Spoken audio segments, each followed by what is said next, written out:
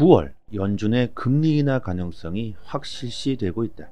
금값은 사상 최고치를 기록하고 있으며 금리 인하 전 절호의 기회가 되고 있다. 구독과 좋아요 부탁드립니다. 최근 미국의 시장 지표가 실망스러운 결과를 보이면서 연준이 금리를 빠르게 인하할 것이라는 그 기대감이 더욱더 커지고 있습니다. 금리를 인하하게 되면 금과 비트코인 같은 무이자성 자산들은 긍정적인 영향을 받게 되죠. 또한 중동 전쟁 긴장과 러시아 우크라이나와 같은 이런 지정학적 위험으로도 안전자산 금의 수요는 증가할 수밖에 없습니다. 비트코인은 디지털 금으로 자리를 잡고 있으며 이런 경기 침체와 지정학적 위기는 비트코인에 긍정적일 수밖에 없다. 금리를 인하하게 되면 시장에 돈이 풀리게 되고 시장에 돈이 많아지면 자연스럽게 법정화폐 달러의 가치는 하락하게 되죠. 법정화폐의 가치가 하락하면 자연스럽게 이런 안전자산들의 가치는 상승하게 됩니다.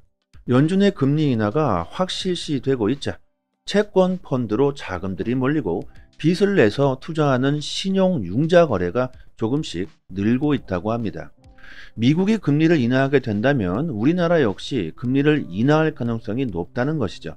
채권 펀드에 자금들이 몰리고 빚을 내서 투자할 만큼 지금이 큰 수익을 볼 수 있는 절호의 기회라고 확신하고 있는 것이죠. 최근 미국의 경기 침체에 대한 우려로 전 세계 시장이 아주 대폭락을 경험했지만 시장은 점차 안정을 찾고 있고 이것을 기회로 받아들이는 사람들은 늘어만 가고 있습니다. 인공지능 AI의 선두주자 엔비디아의 주가가 한동안 부진했지만 최근 1년 만에 가장 큰 상승률을 기록하고 있고 코인 시장 역시 최근 큰 매도세가 발생했지만 연준의 금리 인하의 기대감으로 기관들의 매수세가 증가하며 무리 없이 공급 충격을 소화하고 있습니다. 개인들은 시장을 의심하고 공포를 느끼고 관망하거나 떠나가고 있는 반면에 세력들과 고래들, 기관들은 자신감 있는 투자를 하고 있죠. 절대로 수익이 나지 않는 곳에 투자를 하지 않기로 유명한 노르웨이 국부펀드가 최근 비트코인에 간접 투자를 했습니다.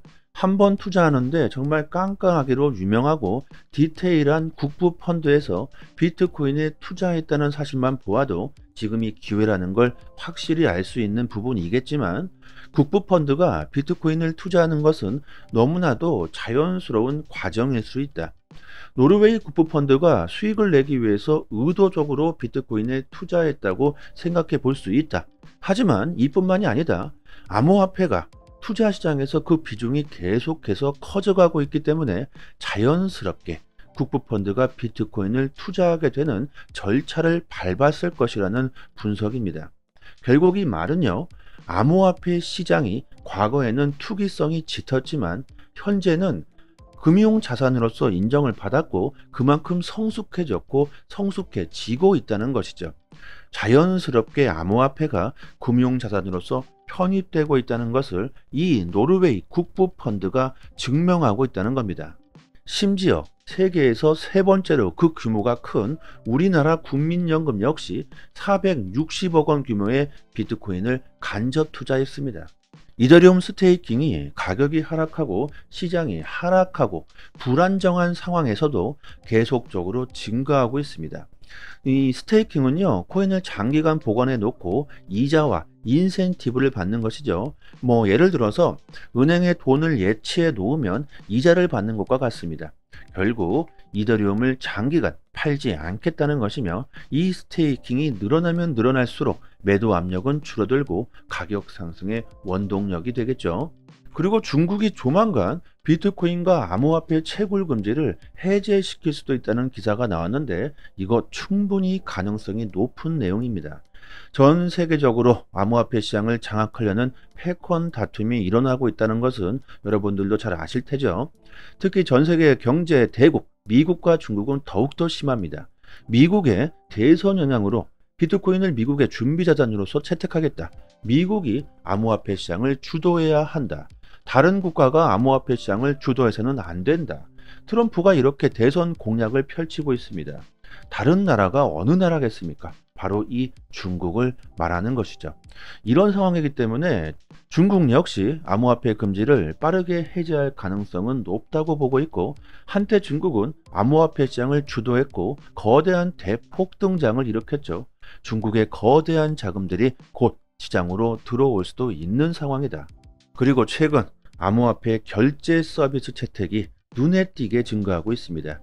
대형 기프트 카드 업체 레이즈가 암호화폐 결제를 본격적으로 지원하고 있습니다. 이 레이즈는요, 월렛 커넥트와 협력해 메타마스크, 팬텀, 코인베이스 월렛과 다양한 암호화폐를 추가하고 스테이블 코인을 활용한 결제도 제공한다고 합니다. 여기서 중요한 것은요, 레이즈 고객이 전 세계 600만 명이나 되며 1000개 이상의 소매 업체들과 협력 관계를 맺고 있다는 것이죠. 이제 우리들도 실제로 암호화폐로 결제를 할 수 있는 날이 다가오고 있다는 것이죠. 그리고 애플이 아이폰에 암호화폐 결제 기능 탭투페이를 도입했다고 합니다.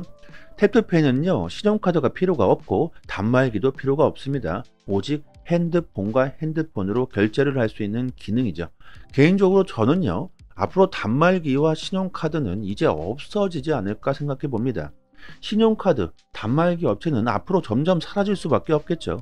그 이유가 신용카드를 쓰게 되면 기록이 남지만 암호화폐로 결제를 하게 되면 현금을 쓰는 것과 같이 익명성을 보장하기 때문입니다.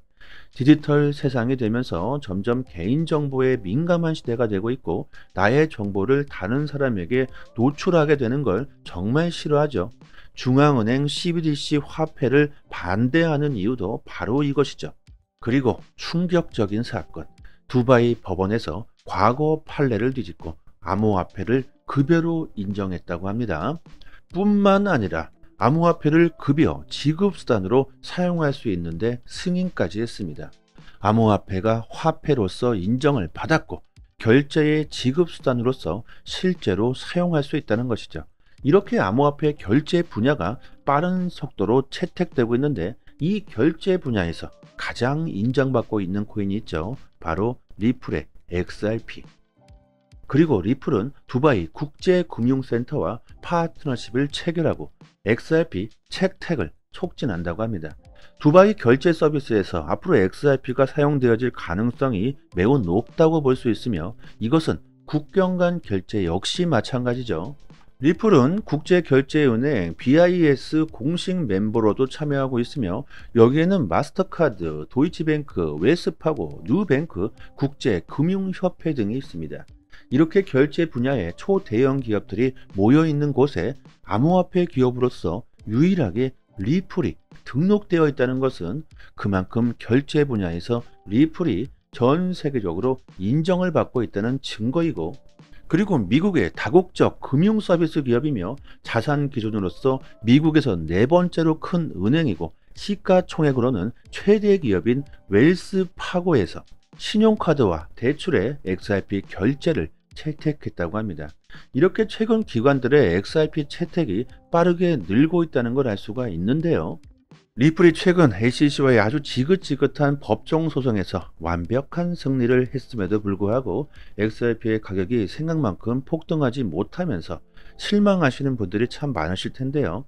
최근 새로운 신규 세력이 5,820만 달러, 약 10억 개의 XRP를 지갑으로 이체시켰습니다.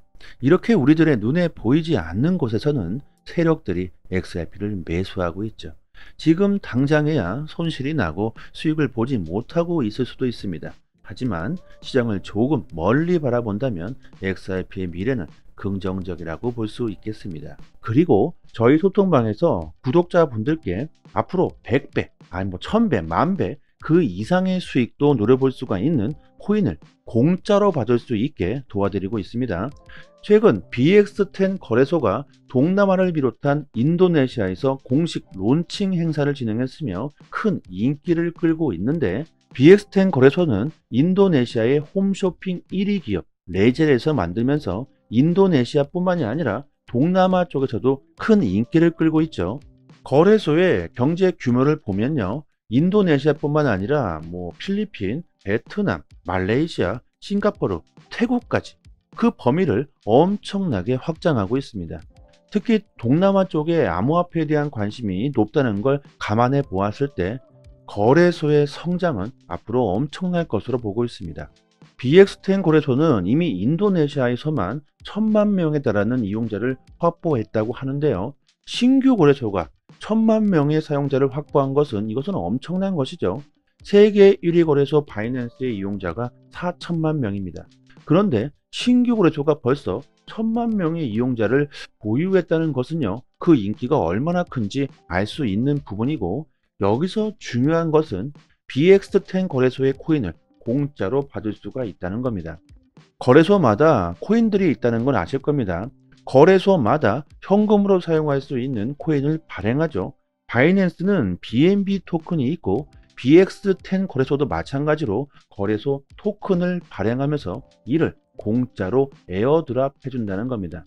거래소 이용자 수를 비교해 봤을 때 BX10 거래소의 이용자 수는 1,000만 명이고 바이낸스는 4천만 명이죠. 바이낸스에 비해서 이용자 수가 4분의 1 수준인데 비해서 바이낸스 거래소 토큰 BNB 토큰은 개당 78만 원인데 BX10 거래소의 토큰은 아직 1원조차 하질 않고 있습니다. 이렇게 이용자 수로 비교해 보았을 때, 그리고 앞으로 BX10 거래소의 성장 가능성으로 보았을 때 충분히 앞으로 BXT 이 코인이 10,000원은 그냥 갈 수가 있고 그 이상도 충분히 갈 수 있다고 보고 있습니다. BXT 토큰이 10,000원이 된다면 10,000배 이상의 수익을 볼 수가 있겠죠. 저는 개인적으로 100만 개를 따로 구입해 놓았지만 거래소에서 개인당 60개를 공짜로 에어드랍 해준다고 합니다. 언제가 될지 정확하게 예상할 수는 없지만 공짜로 이 코인을 받아 놓으시고 보유하시기만 해도 토큰이 10,000원이 넘어가게 된다면 60만 원이 공짜로 그냥 생기게 되는 것이죠. 그리고 10,000원 그 이상도 충분히 가능하다고 보고 있는데, 그 이유 중에 하나가 인도네시아의 인구수가 엄청나다는 겁니다. 국가별 인구 순위를 보면요, 인도네시아가 미국 다음으로 전 세계 4위 2,800만 명에 달합니다.